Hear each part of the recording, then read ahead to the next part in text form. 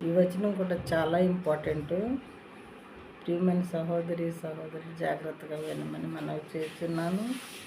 నిర్గమకాండం 8వ అధ్యాయము 10వ వచనంలో అందుకు అతడు అంటే మోషే అన్నమాట, మా దేవుడైన యెహోవా వంటి వారెవరూ లేరు అని నీవు తెలిసి కొనున్నట్లు నీ మాట చొప్పున జరుగును అనేను.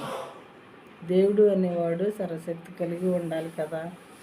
ఏదన్నా వద్దు తండ్రి అని చెప్పి మరి దేవుడే వండర్స్ చేపిస్తూ ఉన్నారు మోషేతో. కాబట్టి మళ్ళీ మోషే ధైర్యంగా దేవునితో మాట్లాడటం మనం చూస్తూ ఉన్నాము. అందుకని దేవా, ఫరో రాజు ఇవన్నీ కూడా పోగొట్టమని బ్రతులాడుతూ ఉన్నాడు. దయచేసి అవి లేకుండా చేయండి అని మరి మోషే దేవుణ్ణి వేడుకొన్నాలి కదా.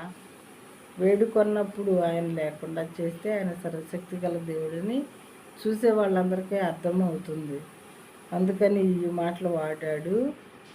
అందుకు అతడు అంటే మోషే, మా దేవుడైన యెహోవా వంటి వారెవ్వరూ లేరు అని నీవు తెలిసి కొనున్నట్లు నీ మాట చొప్పున జరుగును. నువ్వు కోరుకున్నట్లు కప్పలు అవి లేకుండా చేస్తాను. కప్పలు అనేవి పోగొడతాను మొత్తం కూడా. దేవుణ్ణి అడుగుతాను, పోగొట్టండి తండ్రి అని. ఆయన చేస్తారు.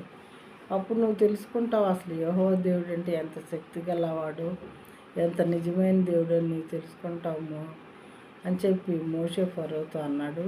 అట్ ద సేమ్ టైం చదివేటటువంటి మనకి, వినేటటువంటి మీకు కూడా తెలుస్తుంది అన్నమాట దేవుని శక్తి ఏంటో.